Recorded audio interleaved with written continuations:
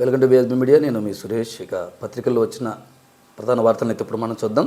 ఈనాడులో బ్యానర్ వార్తగా ఈరోజు కమిషనర్లు ఎవరైతే నగరపాలక సంస్థల కమిషనర్లు ఉంటారో వాళ్ళు క్షేత్రస్థాయిలో తిరిగి ఇటు పారిశుద్ధ్య సమస్యను కానీ మంచినీటి సమస్యను కానీ పరిష్కరించకపోవటమే ఈ విజయవాడలో నిన్న అతిసార కేసులో మరి కొంతమంది మృత్యువాత చెందడమే జరిగింది.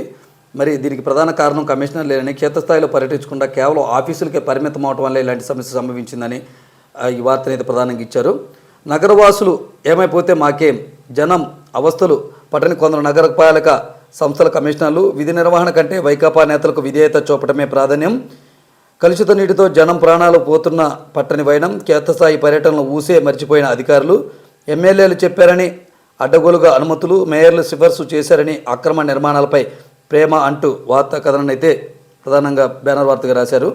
ఇక పోస్టింగ్ ఇవ్వకపోతే ఏబీవీపీకి తీవ్ర నష్టం, హైకోర్టు వెకేషన్ బెంచ్ వ్యాఖ్య, క్యాట్ ఉత్తర్వులపై స్టే ఇచ్చేందుకు నిరాకరణ, దర్యాప్తును సాక్షులను ప్రభావితం చేస్తారన్న వాదనలో పసలేదని వెల్లడి అంటూ వార్తలు అయితే ఇచ్చారు. ఇక జమ్మూ కాశ్మీర్లో ఘోర రోడ్డు ప్రమాదం, బస్సు లోయలో పడి 22 మంది మృతి, మరణించిన వారిలో 9 మంది మహిళలు, 2 చిన్నారులు, 57 మందికి గాయాలు. బాధితులంతా హర్యానా, యూపీకి చెందిన యాత్రికులు. శివకోరి గుహాలకి వెళుతుండగా ఈ ఘటన అనేది చోటు చేసుకుందనమాట. ఇక ఇంతలో ఎంత మార్పు, అమరావతి నుంచి సామాగ్రి తరలింపుపై సిఆర్డీ అధికారుల స్పందన, ఎల్ఎన్టీ తరలిస్తున్న సామాగ్రిని వెనక్కి రప్పించిన వైనం, రాష్ట్రంలో కూటమి అధికారంలోకి రాబోతుందనే సంకేతాలే కారణమా అంటూ మరొక వార్తనిచ్చారు. అయితే ఆ రాజధాని అమరావతిగా 2014లో ప్రకటించడం జరిగింది. అయితే అక్కడికి ఎల్ఎన్టీ కంపెనీ అక్కడికి కొన్ని కాంట్రాక్టులు దక్కించుకొని సామాగ్రిని అయితే అక్కడ స్టోర్ చేసుకుంది.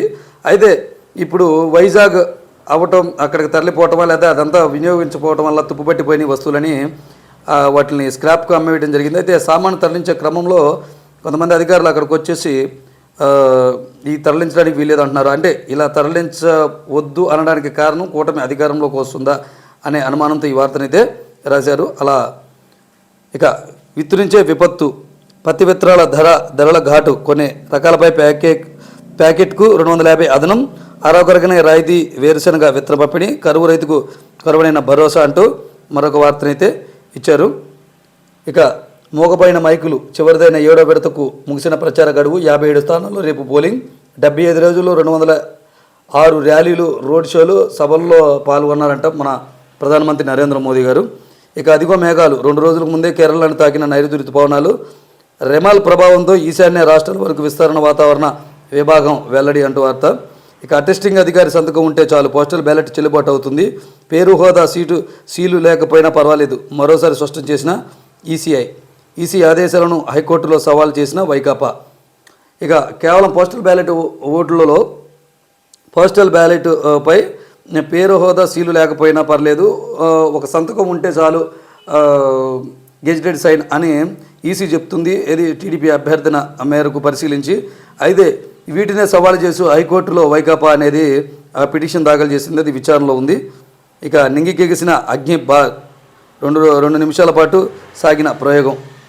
ఇక అలాగే ఆంధ్రజ్యోతి, ఇక భోగాపురం భూములు భోంచేశారు, అసైన్డ్ భూములపై గద్దలు, బినామీల పేరిట 218 ఎకరాలు, 436 కోట్ల విలువైన భూమి, 43 కోట్లకే మరో 160 ఎకరాలకు అగ్రిమెంట్లు, పేదల భూములకు 22A నుంచి విముక్తి లభించగానే రిజిస్ట్రేషన్లు, రైతులను బెదిరించి కొనుగోళ్లు, కడప జిల్లా వ్యక్తి టీం అరాచకాలు, ప్రభుత్వంలో ముఖ్య పదవిలో ఉన్న పెద్దసారు సొంత మనిషిగా ప్రచారం, జవహర్ రెడ్డి గారు మీకేమైనా తెలుసా అంటూ ఒక వార్తనైతే ఇచ్చారు. అసైన్డ్ భూములను సవరించిన జీవోను ఆధారంగా చేసుకుని పేదల వద్ద నుంచి బలవంతంగా తీసుకుంటున్నారనే కోణంలో అయితే వార్తనైతే రాశారు.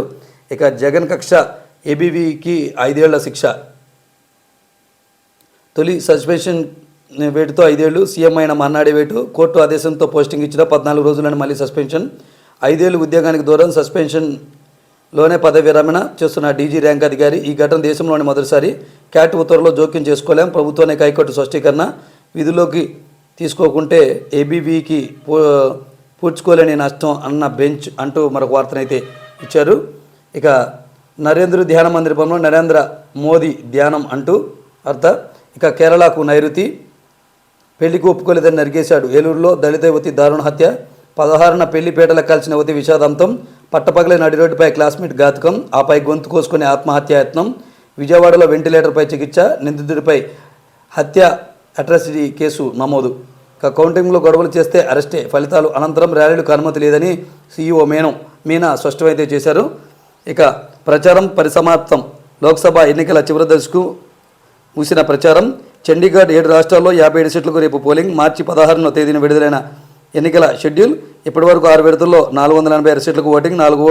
4న ఓట్ల లెక్కింపుతో ప్రక్రియ అసందం పూర్తి అంటూ వార్త. ఇక 34 రోజుల తర్వాత ప్రజ్వల్ రేవణ్ణ రాక. జర్మనీ నుంచి బయలుదేరిన ఎంపీ బెంగళూరు ఎయిర్పోర్టులో దిగ్గానే అరెస్ట్ చేసే అవకాశం. ఇప్పటికే లుక్అవుట్ నోటీసులు, నాన్ బెయిలబుల్ వారెంట్ అంటూ మరొక వార్త.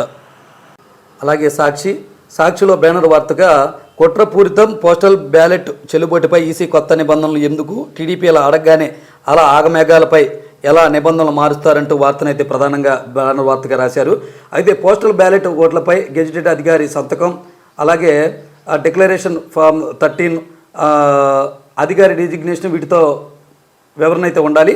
అయితే తెలుగుదేశం పార్టీ అభ్యర్థన మేరకు ఇవేవీ లేకుండా కేవలం గెజిటెడ్ సైన్ మాత్రమే ఉంటే సరిపోతుందనే నిబంధనలు ఎందుకు మారుస్తున్నారు?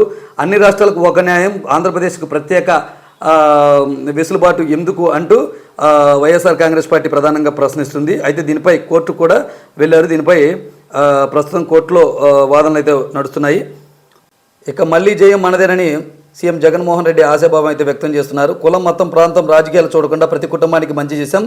ప్రజలందరి దీవెనలతో మరోసారి ప్రభుత్వం ఏర్పాటు చేయబోతున్నాం. ఇదే మంచిని కొనసాగిస్తాం. రాష్ట్ర సమగ్ర అభివృద్ధికి మరిన్ని అడుగులేస్తాం.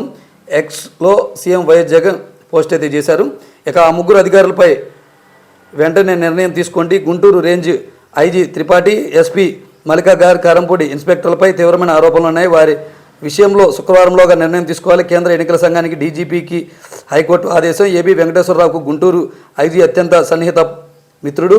ఇన్స్పెక్టర్ నారాయణ స్వామి ఓ పార్టీ సామాజిక వర్గానికి చెందిన వ్యక్తి. అందుకే వీరిద్దరూ నా వెంటపడి తప్పుడు కేసులు పెడుతున్నారు. నాపై పెట్టిన కేసులు దర్యాప్తు నుంచి వారిని దూరంగా ఉంచాలని హైకోర్టులో పిన్నెల్లి పిటిషన్ అయితే దాఖలు చేశారనమాట. ఇక ప్రేమోన్మాది చేతిలో యువతి దారుణ హత్య. కత్తితో మెడ గొంతు నరికి హత్య చేసిన యువకుడు, అక్కడికక్కడే మృతి చెందిన యువతి, ఆపై నిందితుడు ఆత్మహత్యాయత్నం, పరిస్థితి విషమం. ఏలూరులో ఘటన అంటూ వార్తని తెచ్చారు. ఇక కేరళను తాగిన నైరుతి 3-4 రోజులు తెలుగు రాష్ట్రాల్లో ప్రవేశించనున్న ఋతుపవనాలంటూ మరొక వార్త.